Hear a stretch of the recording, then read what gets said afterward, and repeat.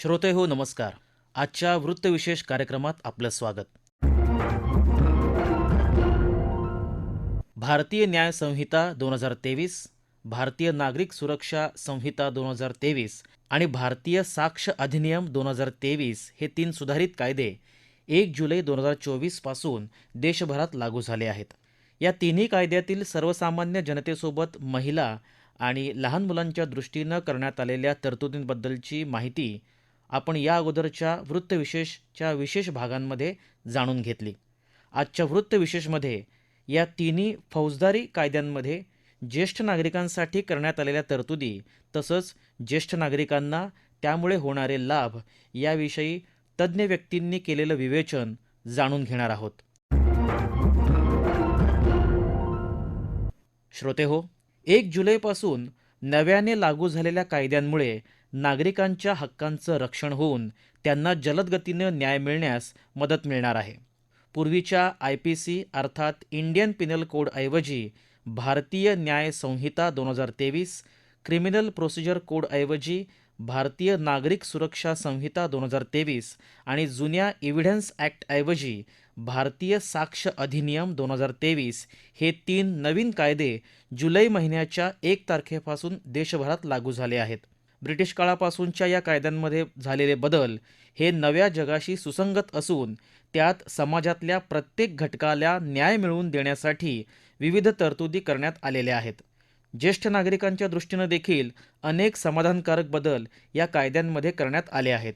याविषयी ज्येष्ठ कायदे अभ्यासक ॲडव्होकेट उमा क्षीरसागर वागळे यांनी आकाशवाणीशी बोलताना सांगितलं. सर्वप्रथम आपण बघूया की सिनियर सिटीजन कोणाला म्हटलं जातं. तर जे इन्कम टॅक्स ऍक्ट खाली डेफिनेशन आहे त्याच्याप्रमाणे वयोवर्ष 60 ते 80 मधल्या लोकांना सिनियर सिटीजन व 80च्या पुढील लोकांना सुपर सिनियर सिटीजन असं म्हटलं जातं. आता जे आपले कायदे आले आहेत, भारतीय नागरिक सुरक्षा संहिता, त्यातलं कलम 144 लक्षात ठेवा. कलम 144 हे वयोवृद्ध आई वडिलांकरता अतिशय महत्वाचं कलम आहे. कारण जर त्यांची मुलं बाळं त्यांची देखभाल करत नसतील किंवा त्यांना मेंटेनन्स देत नसतील, त्यांची काळजी घेत नसतील, तर ह्या कलमांतर्गत आपल्याला सरळ कोर्टात दाद किंवा पोलीस स्टेशनमध्ये पण जाऊन आणि त्याच्यानंतर कोर्टात जाऊन ह्याच्याबद्दल दाद मागता येते. तर जे आई वडिलांना सांभाळत नाही अशा मुलांसाठी हे 144 कलम म्हणजे अगदी धोक्याची घंटा आहे. तर सगळ्यांनी सावध राहा आणि अशी प्रसंग येऊ देऊ नका की तुमच्या म्हाताऱ्या आईवडिलांना तुमच्या विरुद्ध कोर्टाचे दरवाजे खटखटावे लागतील. आता आपण पुढे जाऊया की हा जो नवीन कायदा आलाय त्या कायद्यामध्ये आपण जर कधी वाचलं असेल तर तो अतिशय सुलभ असा कायदा आहे. तो सुलभ असल्यामुळे काय झालंय की तो वयोवृद्ध लोकांना सुद्धा सहज अंमलात आणता येतील असे त्याच्यामध्ये बरेचसे नियम आहेत. उदाहरण द्यायचं झालं तर की आपल्या सगळ्यांना माहिती आहे की म्हाताऱ्या व्यक्ती ज्या असतात त्यांना सहजासहजी स्वतःवरती झालेल्या अन्यायाला विरोध करायला, प्रतिकार करायला मानसिक शारीरिक बळ कमी पडत असतं. तर अशा वेळेस अशा वयोवृद्ध व्यक्तींना जर काही कंप्लेंट करायची असेल तर ते तडक पोलीस स्टेशनमध्ये नुसत्या फोनवर कशी कंप्लेंट करू शकतात किंवा ईमेलद्वारे कशी ती कंप्लेंट केली जाते किंवा त्यांच्या वतीने त्यांना मदत म्हणून कोणी दुसरी व्यक्ती कशी जाऊन कंप्लेंट करू शकते ह्याच्याबद्दल बरेचसे प्रोव्हिजन्स आहेत. पुढचा भाग असा की जर वयोवृद्ध व्यक्तीने एखादी कंप्लेंट केली तर ती कंप्लेंट स्पीडी ट्रायल म्हणजे फास्ट ट्रॅक वरती ती कंप्लेंट नेऊन त्याचा लवकरात लवकर त्याचा निकाल लावावा अशी सुद्धा प्रावधाने केलेली आहेत. पुढील भाग जर बघायचा आपण असेल तर ज्याच्यामध्ये स्पीडी ट्रायल जेव्हा आपण म्हणतो तेव्हा सिनियर सिटीजन्स असतील तर त्यांच्या विरुद्धची किंवा त्यांनी टाकलेला कुठचाही दावा असेल तर त्याच्यासाठी स्पेशल कोर्टामध्ये ती केस घेतली जाते. सिनियर सिटीजन्स कोर्ट असं त्याचं नाव आहे. म्हणजे आपल्या मुंबई सिटी सिव्हिल कोर्टमध्ये सुद्धा तुम्हाला गेलात तर ती सिनियर सिटीजन कोर्ट बघता येतं. तिथे शक्यतो कुठच्याही मॅटर्समध्ये सहजासहजी तारखा देत नाही. अतिशय लवकरात लवकर म्हणजे काही महिन्यांमध्येच त्या प्रकरणाचा निकाल लावावा अशी तरतूद केलेली आहे. आणि जर एखाद्या समोरची व्यक्ती जर सिनियर सिटीजनना त्रास देण्याच्या हेतूनी वारंवार तारखा घेत असतील तर त्यांचे ते मनसुबे आता पूर्णपणे रद्द झालेले आहेत आणि अशा प्रकारे त्यांना मनमानी पद्धतीने तारखा घेता येणार नाहीत.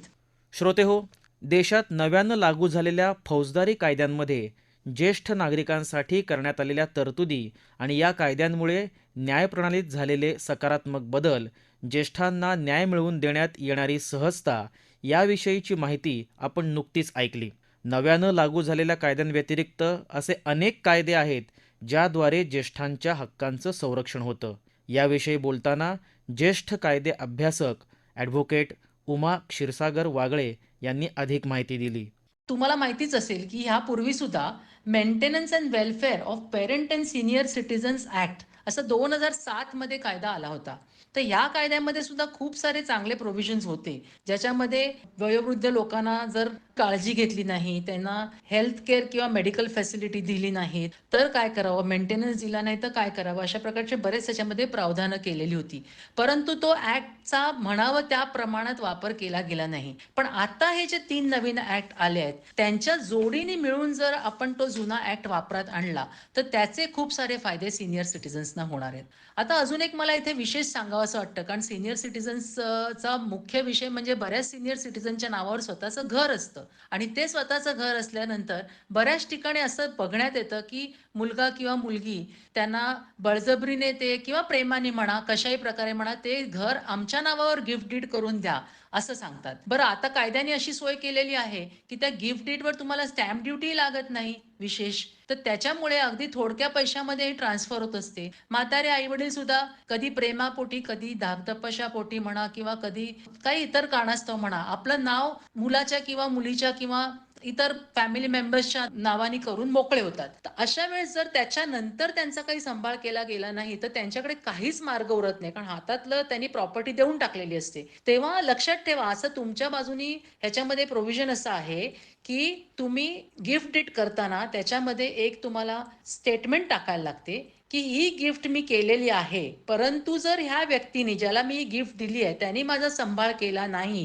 किंवा मला त्यांनी जर नीट वागणूक दिली नाही तर ही गिफ्ट मी रद्द करू शकते. तर हे अतिशय महत्वाचं, म्हणजे ह्या कायद्यामध्ये त्याचा काही संबंध नाही, परंतु आता आपण सिनियर सिटीजन्स बद्दल बोलतो आणि हा सगळ्यात मोठा प्रॉब्लेम बऱ्याच सिनियर सिटीजन्सच्या बाबतीत झालेला दिसतोय. आणि म्हणूनच मला हे आवर्जून सांगावं असं वाटलं की तुम्ही ह्या कायद्याचा नक्की हा गिफ्ट डीड करताना वगैरे या सर्व गोष्टींचं नीट भान ठेवून करावं. शक्यतो तर माझं म्हणणं असतं की आपण जोपर्यंत जिवंत आहोत तोपर्यंत आपली प्रॉपर्टी दुसऱ्या एखाद्या व्यक्तीच्या नावे करणं हे केव्हा योग्य नाही. आपल्या मरणोत्तर विलने तुम्ही मृत्यूपत्राद्वारे ते सगळं करू शकतात. अजून एक सिनियर सिटीजन्सचा मोठा घोळ होतो तो म्हणजे नॉमिनेशन आणि मृत्यूपत्र ह्याच्याबद्दल. तर बऱ्याच ठिकाणी सिनियर सिटीजन्सना असं वाटतं की आम्ही आमच्या प्रॉपर्टीच्या संदर्भामध्ये नॉमिनेशन करून ठेवलेलं आहे, त्यामुळे मला पाहिजे त्याच माझ्या वारसाला ती प्रॉपर्टी जाणार. परंतु लक्षात ठेवा, केवळ नॉमिनी करून तुम्ही ती प्रॉपर्टी आपल्या वारसाला मालकी हक्काने दिली असं त्याचा अर्थ होत नाही. दुसरे वारस त्याच्यात चॅलेंज करू शकतात. मग अशा वेळेस काय करावं बरं? तर सोपी गोष्ट आहे की अशा वेळेस आपण आपलं एक मृत्यूपत्र करून घ्यावं आणि ते मृत्यूपत्र करताना असं काहीही जरुरी नाही आहे की तुम्ही ते मृत्यूपत्र वकिलाकरवीच केलं पाहिजे किंवा तुम्ही ते अगदी रजिस्टरच केलं पाहिजे, असे कसल्याही प्रकारचे त्याच्यावर बंधन नाही आहेत.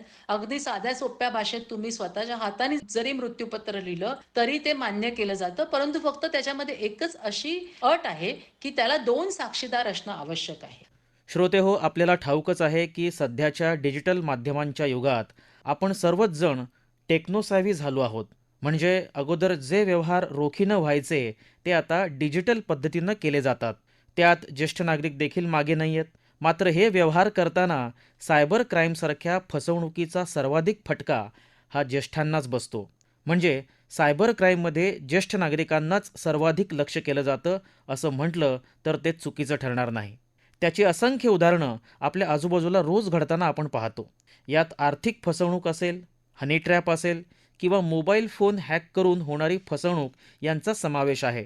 नव्यानं लागू झालेल्या सुधारित कायद्यांमध्ये अशा प्रकारच्या फसवणुकीच्या प्रकरणांमध्ये ज्येष्ठांना सहज न्याय मिळावा, त्यांना त्रास होऊ नये यासाठी विशेष काळजी घेण्यात आली आहे.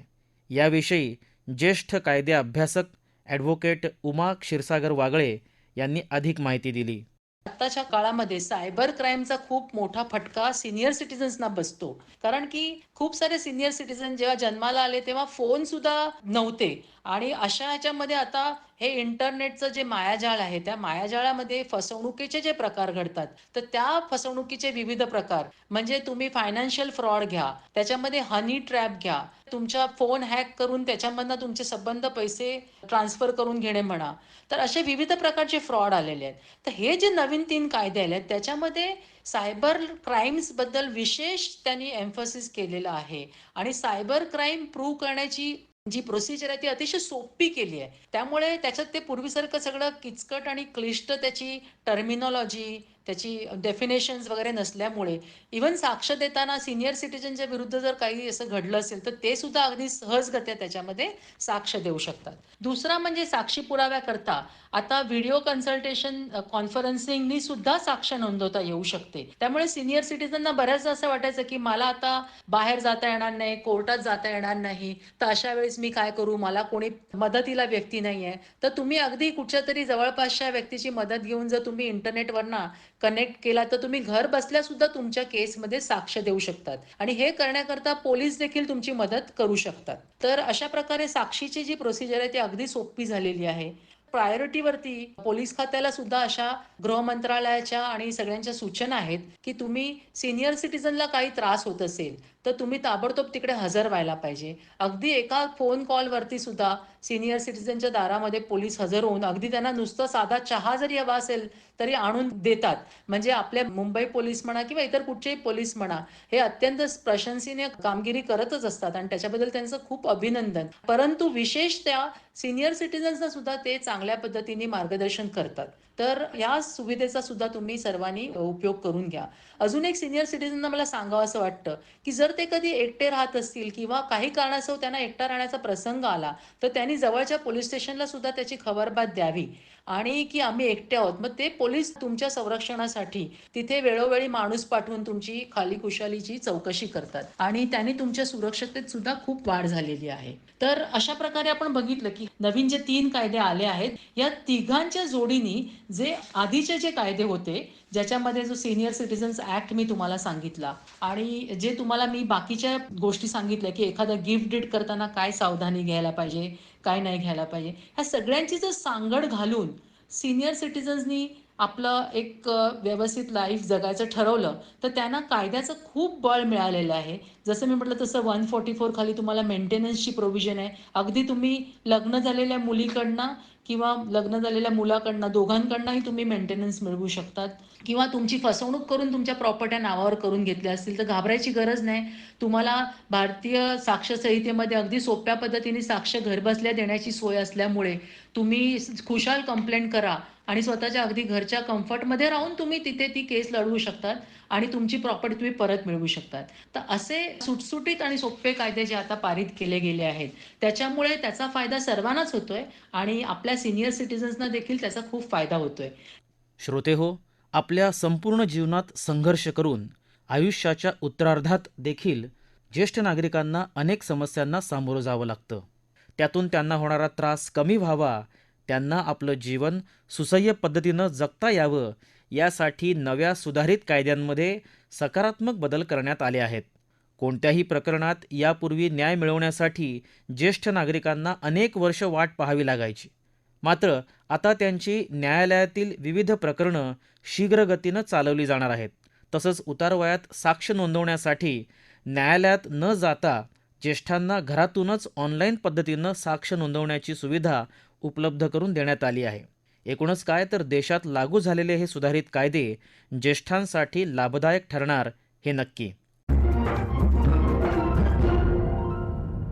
श्रोतेहो, आपला वृत्तविशेष हा कार्यक्रम आपण न्यूज ऑन AIR या ॲपवरही लाईव्ह ऐकू शकता. यासोबतच आमच्या मुंबई एअर न्यूज या यूट्यूब वाहिनीवर कार्यक्रमाचं ध्वनिमुद्रण आपल्याला कधीही ऐकता येईल. याबरोबरच आजचा वृत्तविशेष हा कार्यक्रम संपला. हा कार्यक्रम आकाशवाणी मुंबईच्या प्रादेशिक वृत्त विभागानं सादर केला. संपादक आणि सादरकर्त्या सरस्वती कुवळेकर, निर्मिती सहाय्य त्रिशरण कांबळे, लेखन आणि समन्वय रवींद्र वसंतराव लोखंडे आणि निवेदन अभय धुमाळ.